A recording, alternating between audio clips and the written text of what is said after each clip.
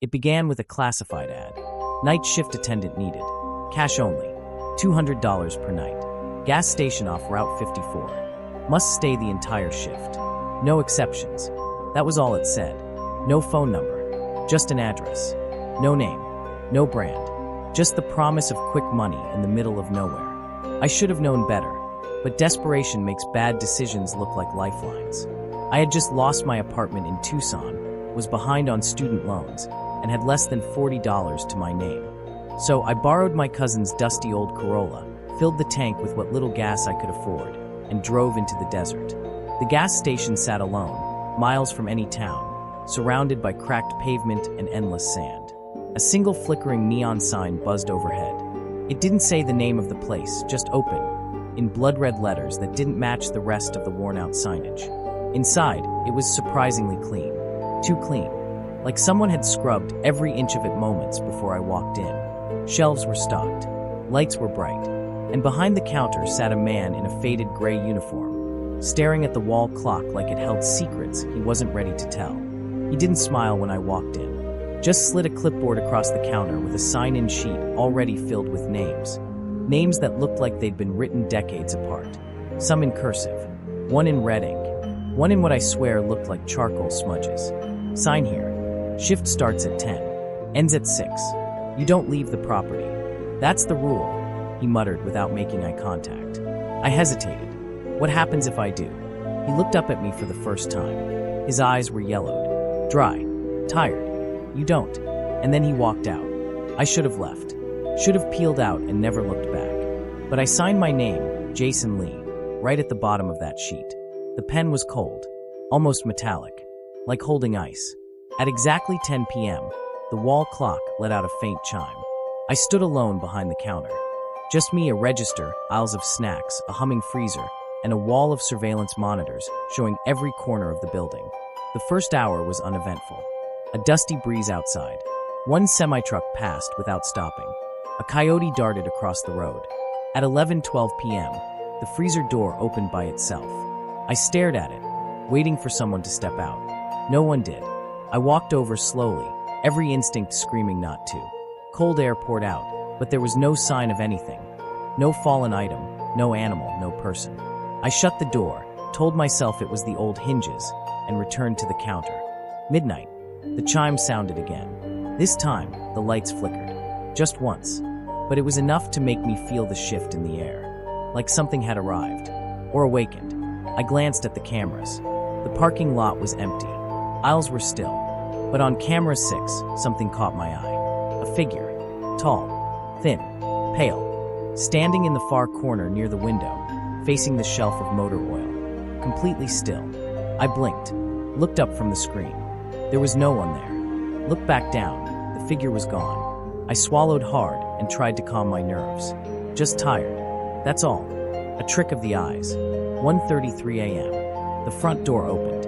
A man walked in. Dusty clothes. Hat pulled low. Face shadowed. He didn't speak. Just walked straight to the drink cooler, grabbed a water bottle, and came to the counter. "That'll be $2, I said, my voice more nervous than I intended. He stared at me, lifted his head just slightly. No eyes, just empty sockets, like someone had scooped them out.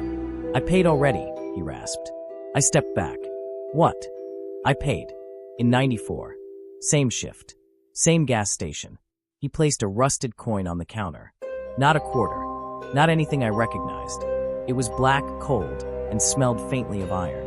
Then he turned and walked out. I didn't follow. I just stood there, staring at the coin. It didn't look real. It didn't feel real. But it was still there. I shoved it in a drawer and tried to make sense of what just happened. Maybe it was a prank. Maybe someone was trying to scare me. At 2:16 a.m., the radio behind the counter crackled to life. I hadn't touched it. A woman's voice whispered, "You're not supposed to be here." Then silence. I reached over and turned the knob. Static. No stations. Just white noise. When I looked up at the monitors again, every single camera showed me. Not the store. Not the aisles. Me. But in each feed, I was standing in a different pose. One showed me looking over my shoulder. Another showed me asleep at the register. One showed me holding that rusted coin with blood on my fingers. Then, they all blinked back to normal. I was breathing too fast. I wanted to leave. I reached for my phone. No signal. I tried the door. Locked. I hadn't locked it. I grabbed the keys from under the counter. None of them worked. It was like the door was sealed from the outside. I banged on the glass. Yelled. Screamed. No one heard me. 3:04 a.m. A knock came from the employee-only door in the back. I hadn't noticed it before. Another knock. I stepped closer. 3 knocks. Then silence. The door creaked open on its own. Inside was a stairwell, leading down. Pitch black. A gust of cold air wafted up, carrying with it a rotten stench. And then, from the shadows below, I heard a voice. My voice. Whispering, "You already belong to us." I slammed the door shut and shoved a shelf against it. I didn't know what was going on. I didn't care anymore. I just wanted to survive the night. At 4:50 a.m., the sky outside began to lighten ever so slightly. Dawn was approaching, and then something changed. The gas station shifted, like the walls bent inward for a second. The hum of the lights turned into a low growl. The monitors went dark. The coin drawer opened on its own. The rusted coin was gone. In its place was a note. "You signed the sheet. You can't leave. Not until someone takes your place." I stared at it, hoping it was a sick joke, hoping I was asleep. Then I heard footsteps, coming from the aisles. Slow, measured. I picked up the phone. Still dead. I grabbed a wrench from under the register and prepared to fight. But no one ever came around the corner. The footsteps just kept circling, over and over, until 6 a.m. The chime sounded again. The lights stopped flickering. The door unlocked, and the old man from before walked in, as if nothing had happened. "You made it," he said, eyes hollow. "Most don't." I opened my mouth to speak, to scream, to demand answers. But I couldn't. My voice was gone. He slid the clipboard toward me again. My name was still there. Below it was a blank space. "Next time," he said, "bring someone else." Then he turned and walked out, and the open sign buzzed to life again. I didn't go home that morning. I got into my cousin's Corolla, turned the ignition, and just sat there. The engine purred. The sky above was clear blue. Not a soul in sight. But something felt wrong, like invisible strings held me in place. The gas station behind me buzzed softly. The neon open sign flickered like a heartbeat I couldn't ignore. I tried to drive away. I really did. I got maybe half a mile down Route 54 before the desert turned on me. The road looped, twisted, and suddenly, the gas station was right in front of me again, like I had never left. My phone still had no signal. The horizon still shimmered with heat. But now, even the clouds above seemed to stay frozen in place. I screamed, hit the steering wheel, begged out loud for this to end. But deep down, I already knew. I wasn't going anywhere. The second night started without a clock. No chime, no warning. I didn't even know I had fallen asleep until I awoke behind the counter at 9:56 p.m., the clipboard in front of me again. My name still sat at the bottom of the list, and underneath it, in fresh black ink, a new name had appeared. Ronald Finch, 1987. The pen was still resting beside it. I hadn't written that name. I didn't even know who Ronald Finch was. But at exactly 10 p.m., the chime sounded, just like the first night, and the door locked shut. This time, I didn't even try to pretend things would be normal. I kept the wrench nearby, checked all the cameras every 5 minutes, and avoided the door to the basement entirely. For the first hour, everything stayed quiet, too quiet. At 11:13 p.m., the lights in the back aisle began to flicker rhythmically. On, off, click, click, click. The pattern was intentional. Curious but wary, I walked toward the aisle. It was the one with the old car oil cans and dusty fan belts. There, on the floor, lay a photograph. I picked it up. It showed a man, mid-40s, balding, standing behind the same counter I now stood at. In the bottom corner, someone had scrawled Ronald Finch, May 1987, in blue ink. Same gas station. Same night shift uniform. Same haunted look in his eyes. But in the photograph, behind Ronald, was a figure. Barely visible in the reflection of the freezer glass. Tall, hollow, no face.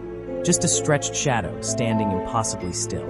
And when I lowered the photo, that same freezer door swung open again behind me. But this time something stepped out. It didn't make a sound. No footsteps. No breathing. Just cold. The temperature dropped instantly. Frost formed on the edge of the counter. My breath came out in a mist. I couldn't see the figure clearly. only its outline in the dark. But I felt it, watching, following. I stumbled back to the counter and flipped through the clipboard again, desperate for answers. Every name had a year next to it. Every year stretched further back in time. One of them just said, unknown. Then I noticed something new, a second page, taped to the bottom of the clipboard. It was a set of handwritten instructions. If you see the freezer open, do not engage. If the figure approaches, offer an item of value. Never speak your full name aloud after midnight. Never go into the basement unless summoned. My heart dropped. I had already broken Rule 1. I looked back at the freezer. The door was now closed. But on the glass, a handprint had appeared. On the inside, at 1:03 a.m., the payphone outside the gas station rang. Shrill, piercing, echoing through the desert. It wasn't plugged into anything. I stared at it through the window.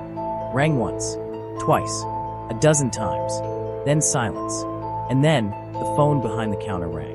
This one wasn't connected either. I picked it up because I couldn't stop myself.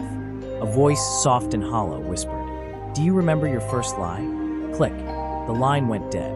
By 2:45 a.m., I had barricaded the basement door with shelves, chairs, anything I could move. That's when I heard a sound I hadn't expected. A knock on the front door. Not banging, not aggressive, just a single knock. Then two more. I checked the monitor. A girl stood outside, early 20s, backpack slung over her shoulder. Nervous expression. She knocked again and mouthed something I couldn't hear. I ran to the door. "Hey," I called. "You can't be here. This place, it's not." She held up a folded piece of paper and pressed it to the glass. It was the ad. Night shift attendant needed. Cash only. She had come to take the job. And suddenly, I understood the note from before. You can't leave unless someone takes your place. I hesitated, then reached for the keys. But the door didn't open. Not for me. The girl looked confused, then terrified. Her eyes darted behind me. I turned around. The figure was standing in the snack aisle. No longer just a shadow. It had form now.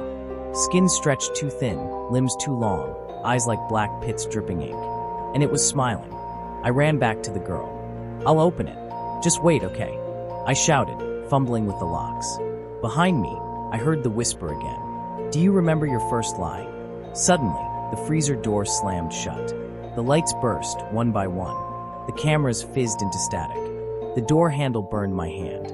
The girl backed away slowly and disappeared into the desert.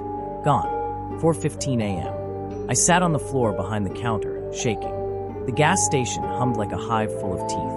A whisper came through the radio again. This time, it wasn't mine. It was Ronald Finch. I recognized the voice from an old news clip I watched once.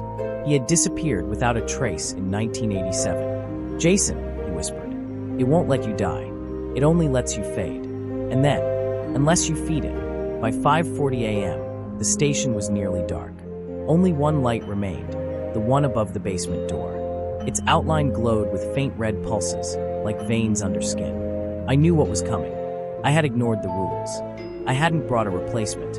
And now, the gas station wanted me. The door creaked open slowly. Cold wind rushed out again. This time, I didn't block it. I didn't run. I stepped toward it, down the first few stairs. The scent was worse than death, like mold, oil, and something long decayed. And then, a wall of hands reached out of the dark, clawing, grabbing, dragging. But just before I was pulled under, a noise stopped them. The front bell. Someone had walked inside, and the gas station went still. I turned, gasping, and sprinted back up the stairs. At the front counter stood a man in his 20s, holding a folded paper. Pale, twitchy. He had seen the ad. His lips trembled as he whispered, "I'm here for the night shift." I nearly cried. Instead, I slid the clipboard across the counter. "Sign here," I said, voice cracking. He did. The pen didn't even hesitate in his hand. 10 a.m. The door unlocked. Sunlight returned. The gas station let go. And I walked out free. But as I reached my car and looked in the rearview mirror, the man behind the counter stared at me with hollow, bloodshot eyes. I made it out. For the first few hours, I couldn't stop driving. Didn't care where. I just needed distance. Roads blurred. My hands trembled. But I was out. Free.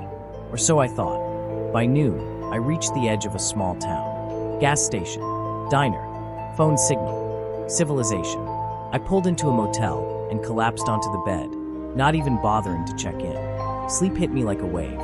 But even in sleep, the gas station followed. The freezer door swinging open. The clipboard full of names I couldn't pronounce. The figure behind the shelves, grinning without a face. And that whisper, always the whisper. Do you remember your first lie? When I woke, night had fallen again. I sat up fast, expecting the buzzing light and aisles of the cursed station. But I was still in the motel. Safe. Mostly. Until I looked in the bathroom mirror. My reflection blinked, but I didn't. And for a split second, I saw the gas station behind my eyes. I was still connected. I tried everything to break free.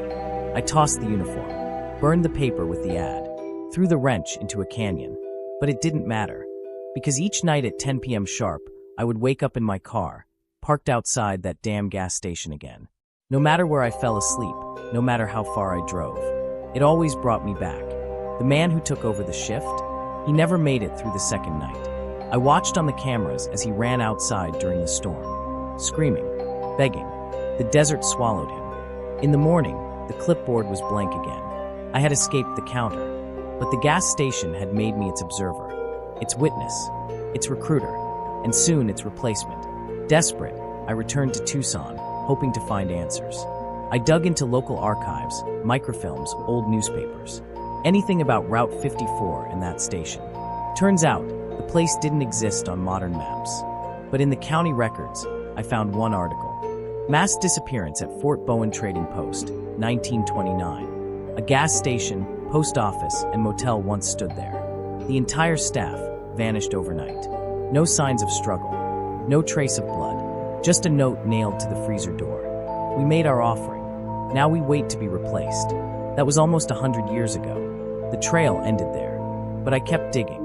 And then I found her. Her name was Dolores Finch, daughter of Ronald Finch, the man from the clipboard. She lived alone in an assisted living home 2 towns over. Nearly 80 lucid quiet. I drove there without sleeping. When I walked into her room and said her father's name, her eyes darkened immediately. He took the job in '87, she whispered. Said it would just be for a few nights. Said the money was too good to pass up. I nodded slowly. I saw him, I said. He's still there. Tears welled in her eyes. I tried to warn others, but the station doesn't like that. It comes for the ones who remember. I leaned closer. What is it, Dolores? What's inside that place? Her lips trembled. Then she said the words I'll never forget. It's a mouth that remembers every soul it swallows, and it needs new names to keep chewing. She gave me something before I left. A small photograph, folded 4 times and yellow with age. It showed the original station in 1929, just a wooden shack and a single pump. But behind the glass window, the shape was already there.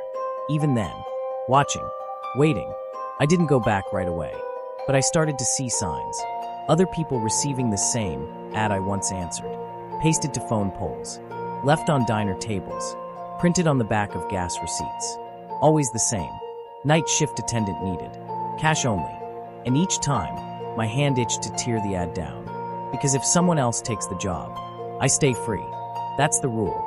2 nights ago, I saw a girl in her 20s pull up to the station in a red pickup. I watched from the hills through binoculars. She hesitated at first, but the door opened on its own. She walked inside. The station claimed her, and my name disappeared from the clipboard. But that night, for the first time since it all began, I dreamt of the basement. I was back in the stairwell, descending. The walls were flesh, breathing, pulsing. At the bottom sat a mirror cracked, with blood trickling down the frame. I looked inside, and what looked back wasn't me. It wore my face, my voice, my memories, but its eyes were pure black. And it smiled. You were the first lie, it said, and the first offering always returns. I awoke choking, clawing at my throat, blood in my mouth, and on my nightstand was the rusted coin I'd left in the drawer. It had followed me, or maybe it had never left me. The station didn't just want someone at the counter. It wanted me to become part of it, to merge, to replace the thing that watches from the freezer. And I think my time is running out. Tonight is the 7th year since I took the shift. The rules change after 7. I feel it in my skin, in my dreams, in the mirrors that keep fogging up even when I don't shower. So I'm writing this down. Every detail. Because I don't know if I'll be here tomorrow, but someone will find this. Someone like you. And maybe, just maybe, when you see that ad taped to your windshield or slipped under your door, you won't answer it. Because once you sign your name, you belong to the shift. And shifts never end. The end.